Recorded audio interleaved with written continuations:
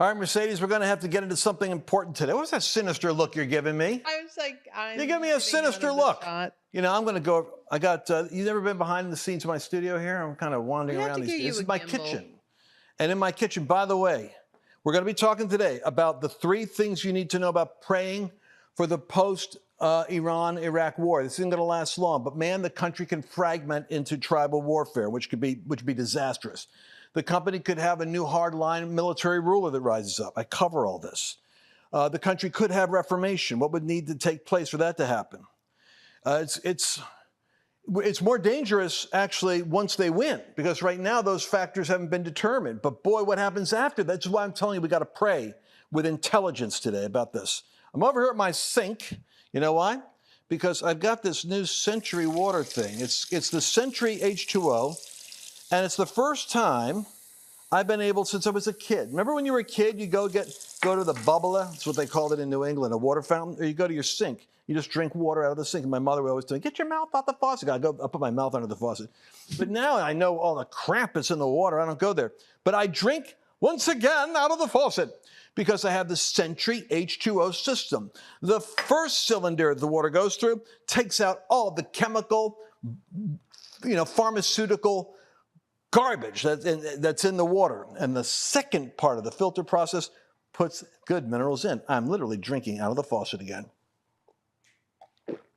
Hydrated water. Century H2O. Go to lancewallnau.com/water. lancewallnau.com/water. Get the impurities out of your water.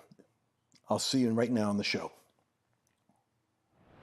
This is a wild day covering some in-depth subjects here, people. Every one of them is a can of worms. But that's what we do here. Now, I want to talk to you about a regime on the brink. This is a noble effort by Andrew Fox, who took a Substack that he's got and said, normally I charge for this, and I'm going to make it available because the content is so important. And I appreciate that. So I want you all to check out Andrew Fox's Substack. There's a little promo for him. I found his writing enlightening because what he talks about is a little more depth on what's really taking place in what's occurring now with Israel. Before I dig into the regime on the brink, he talks about what happens after the Iran conflict, and I thought it was so important because many of you are saying, "How do you pray?" And like a lot of times, we don't know how to pray, and we pray kind of superficial, goofy prayers, I think. And I think prayer is so important and so powerful. The more precision you're bombing in intercession, the more the devil gets moved out. The more inaccurate your bombing is, like in the natural, you're not hitting the target. So let's talk about, first of all, getting good intelligence about what's happening. Israel has succeeded in taking it in every exchange that it has with the ballistic missiles that are flying in. They're able to target where the source is coming from. And so what that means is that the ratio, they have 2,000 ballistic missiles that can go into Israel.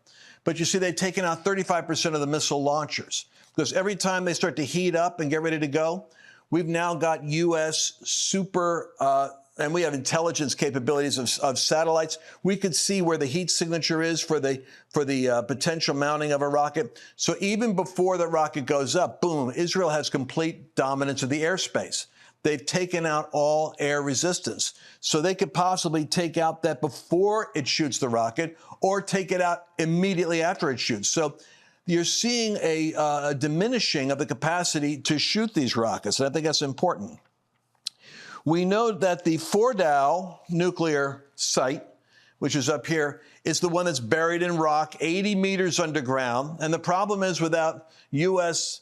Weaponry, bunker-busting B-2 bombs. And I don't know why we never gave them. We saw this coming for years. My question is, why don't we just give them a B-2 bomb? We're giving them all the other weapons. Here, Israel, here's how you fly a B-2, and there's the bunker-busting bomb.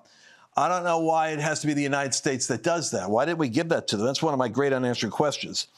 But Iran is now begging America to come to the table to talk. But they're not willing to give up their Fordow nuclear lab. And the problem there is they have some vast amount, like 2,000 centrifuges of enriched uranium underground, which is obviously where their final phases for being able to put their nuclear weapon together. Israel's taken out 9 out of 11 of the nuclear scientists. And they did that by Mossad assassination, I think. They took out 9 of the scientists working on how do you mix this together so that you create the fusion and place it into a warhead. So, that's clear. There's no chance that this is going to be breaking out into a regional conflict. People talk about, well, Russia might get involved. Russia didn't get involved with Syria. And Syria was an actual client state they had real estate with. So they didn't get involved there. They would like to be involved. But as you see, they're pretty much got their hands tied with Ukraine right now. So they're not realistically trying. In fact, they did do a call with Iran, and they conveyed Trump's message. And the message was, you have to get rid of the nuclear, option if you want to have this thing resolved. And that was Putin's message to him. That's what Trump is pretty insistent on. And Trump and Putin actually have an understanding with each other. So Putin asked Trump to call off the Israel attack, and Trump said no. And they understand each other because they got to take out that nuclear capacity. So let me see. What do we have here? I got some other notes here that I wanted to cover. The reason why this is not, you keep hearing about this expansion into a regional conflict. Well, who's going to actually support Iran? It's not Turkey. It's not going to be Egypt. It's not going to be Saudi Arabia.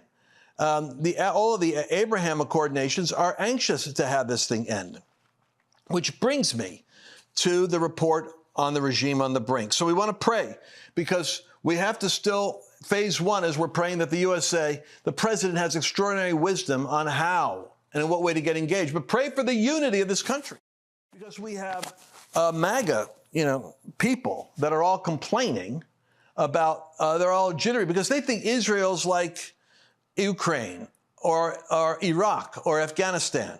They don't understand the biblical reality that Israel has a unique kind of a position. That's why in the Bible it is the central thesis of the last days. It's funny that we're there now.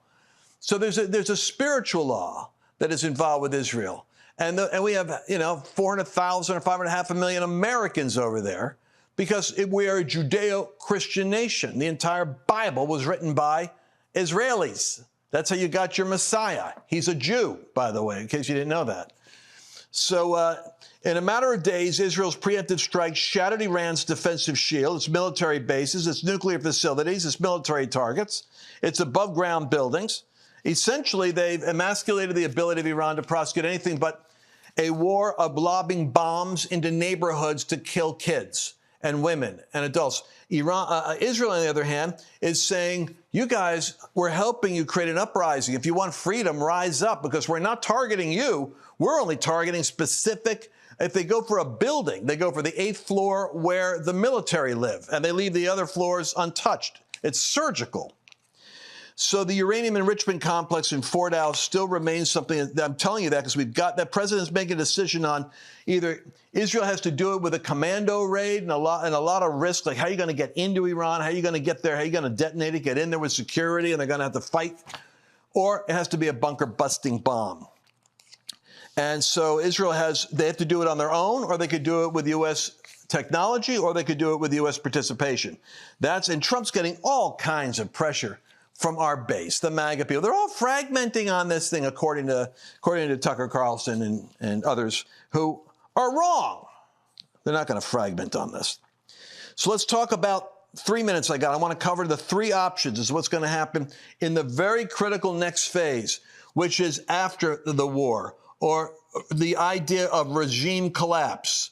This is the most dangerous part. You think it's where they won. No, the worst part is if they win and it collapses the wrong way. I'm going to give you the 3 options. So I have to summarize it. I hate doing news in 3-minute segments. I'm covering a very complex subject, but I'm going to do it for you. The first option that is kind of menacing is the whole nation could fracture. So you've got different warring factions. You've got the Sunnis Sunnis, Shias. You've got the Sunni support in one area, the Shia support in the other. You've got the Kurds in another area. So you have the potential that the whole area can fracture into warring territories. And that's a bad idea, because right away your nukes and your nuclear debris and your weaponry gets scooped up by different warring factions. And I got this and they've got that. And you still can have a dirty bomb or a bad bomb or one nuke made by warring factions that start to carve up. And this would be, the worst thing would be, you have civil war, because that opens up the possibility for other nations, which is, now you've got China or you've got Russia coming in there. And the other option is they don't go to war as territories, but they unify with a new leader.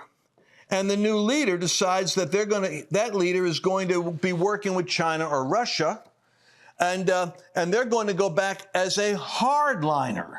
That means you're going to end up perhaps with a new charismatic leader that unifies the nation. You have another repressive iteration, but this time the leader isn't some aging 85-year-old religious cleric, but a military leader. And that's always a concern that I've got, because it was out of the rubble and the debris of World War I that Hitler rose up as a political orator that united the whole nation in their grievance against what? Against World War I. So I'm always concerned about the aftermath. Now, there's a third option, and it's the option of hopeful. This is the third option here, is that there could be reform.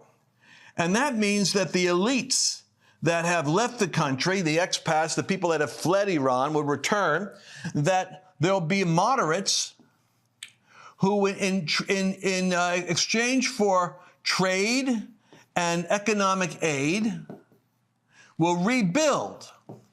The nations will come together with a great rebuilding program, and that Iran will then be in a relationship with other nations where it has safety. So you've got your fractioning of all the war territories, intercessors. You got to know that. You got to be praying against the fragmenting of the nation into warring tribes. You don't want to see it. You don't want to see it suddenly line up with Turkey, China, or Russia, and then they have nuclear capacity and a guaranteed backup. That leads to world war.